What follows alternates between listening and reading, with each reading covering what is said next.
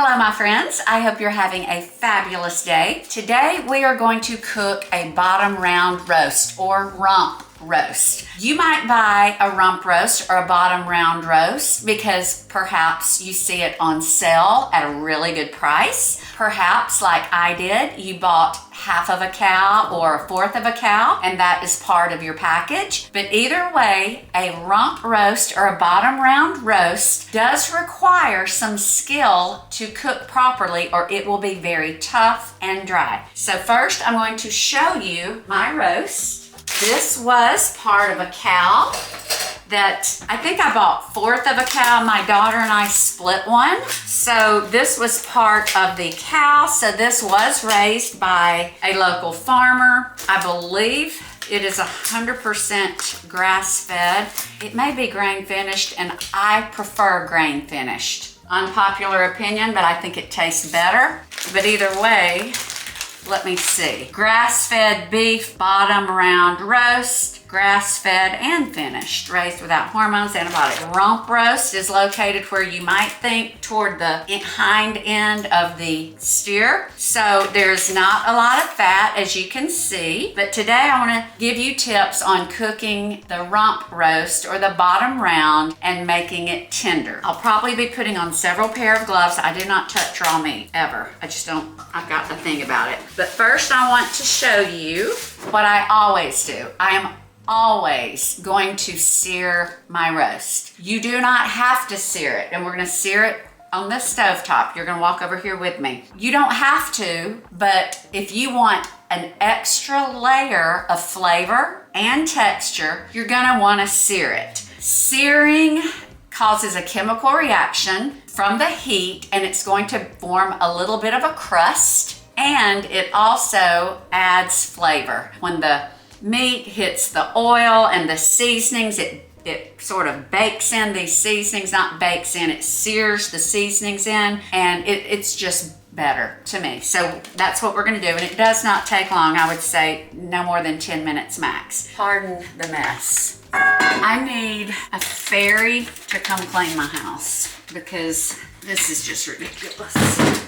Okay, that's better. Okay, so what we're going to do here, and I'll move this here where you all can see it. I'm going to do just some avocado oil. We're gonna add butter later when it's finished, but just to get a good sear, we're going to do a healthy oil. So we're gonna add this avocado and we're gonna turn this on. We're gonna start heating the oil. This is just a caraway nonstick skillet. You can use cast iron. You just wanna make sure that it's big enough for your roast. So while that is heating, we're gonna come back over here. And you want to season your roast before you sear it. You can choose amongst many seasonings. I want to show you what I'm using today. This is Redmond's Real Salt Wasatch Steak, and I want to read the ingredients. Redmond's is a product that I'm a brand snob about. This is the best salt that you can buy for your family. It's mined in Utah. It's a United States-based company. It's a family-owned company, and the salt retains almost all of the minerals. So you're getting minerals, and our body needs minerals. We think a lot about vitamins, we think about electrolytes. Minerals are very important, so you're gonna get all your minerals of the salt in its natural state when you get Redmond's. Redmond's also has seasonings, and this Wasatch steak has,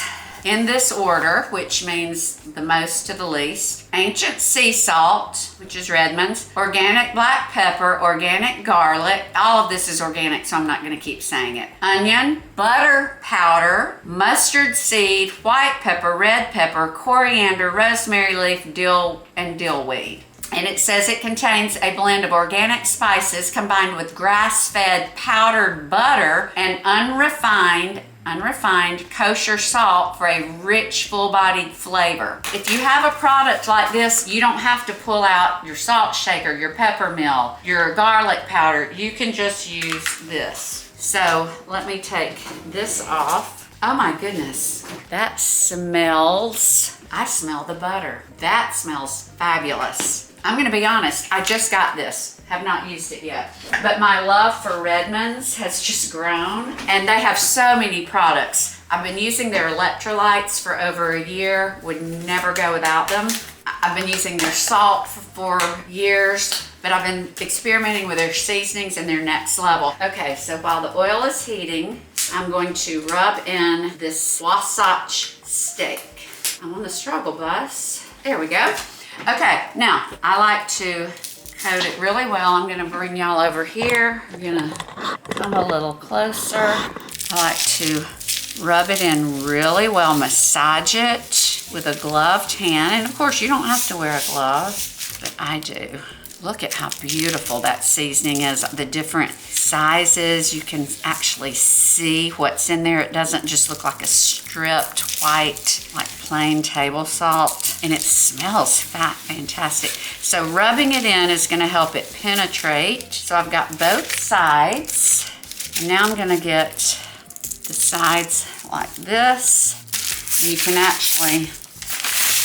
actually dip it like that.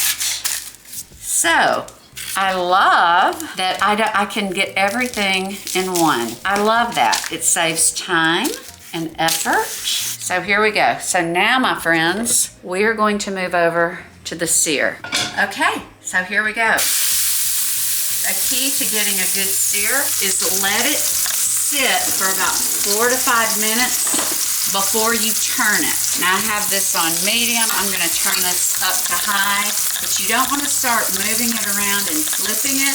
You wanna give it time to fully come in contact with the heat and the oil, and you wanna give it time to develop that crust. And then when you turn it, you wanna do the same thing on the other side. You wanna give it time to develop the crust and get a good sear. So both sides have beautiful sear marks, and the juices are going to be seared within, and this wonderful seasoning. Now I'm gonna sear these sides, so I'm gonna turn this back up. And while this is heating again, I'm gonna show you the seasoning that I use. I always sear my roast, regardless of the cut, for 2 reasons. It adds a layer of flavor because you're putting the meat on hot oil on a hot surface, and you're searing it, and it's going to cause a chemical reaction. It's going to give you another layer of flavor. Number 2, it sears your dry seasoning into the meat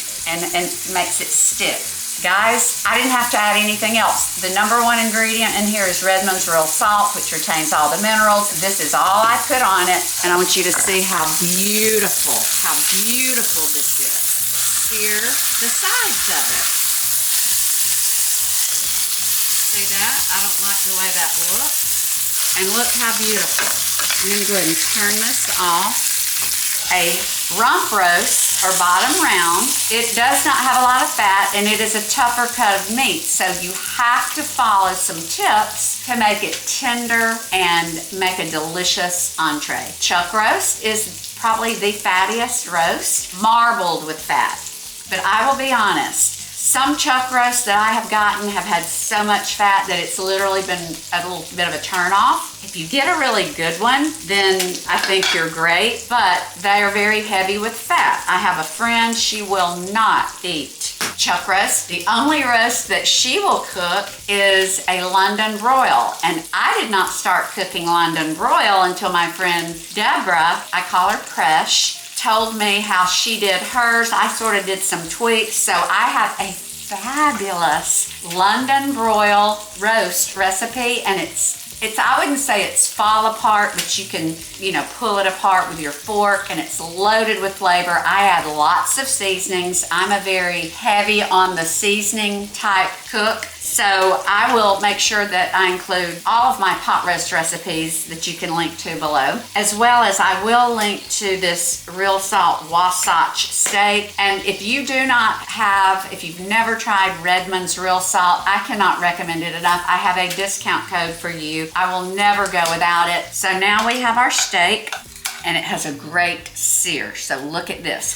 I like having this texture. I like having that crust. Okay, now there are 2 ways that you could cook this for a really tender outcome. I'm going to use the slow cooker. And one reason is because I'm going to do pot roast meal. I'm going to do carrots and potatoes. Typically, if you're cooking a roast that has a lot of fat, that's gonna cook more quickly because it's not as tough and it doesn't take as long to cook. I tend to put my carrots and potatoes at the bottom. A rump roast, you wanna braise it. You want it to be surrounded by some liquid. And I'm gonna use 2 cups of beef bone broth. I already have my water. You can use your favorite beef broth. This is Chroma 24 karat beef bone broth. It has collagen and it has vegetable and seasonings. I'm never without Chroma 24 karat beef or chicken broth. I'm going to show you what it looks like. It's fantastic and it is shelf stable. When I get the better than bouillon, I like it, but it sits in the fridge, it gets sticky and gunky, and I love this because all you do is you add it to water. So for 2 cups, this is about 2 scoops per cup, so I'm gonna add 4 cups. This bone broth in general is not cheap, but I feel like if you count up how many servings, this is a really good deal. If you use it a lot and if you value shelf stability and flavor. So here we go. There is the beef broth. So this is what is going to be the liquid. And since I'm wanting to braise this cut, first I'm gonna put it in the bottom and I'm gonna make sure I get every one of these drippings. I'm actually going to get a spatula. Pan drippings. Don't ever throw them away. So there we go. So because I want the meat itself to be braising or cooking slowly in liquid, just like this, I'm going to pour the liquid like this. And we're gonna add more water. We want to get every bit of this chicken broth. I'm sorry, beef broth. I want it to sit in the broth. Now we're going to add the carrots and potatoes. I'm adding them on the top because if I put them on the bottom, they would lift up the roast and the vegetables would be mostly in the broth and the meat would be not in the broth, and you want to braise your meat first. So these veggies are fine on top. The carrots are sort of nestled in the bottom. I'll show you now. I'm gonna go ahead and season the veggies just with simple salt and pepper. And then I'm gonna show you all something else that's going to add huge flavor. You don't wanna do it until it's time for the slow cooker because high heat will make it burn. I'm going to add some churned butter. This is churn and it's garlic shallot butter.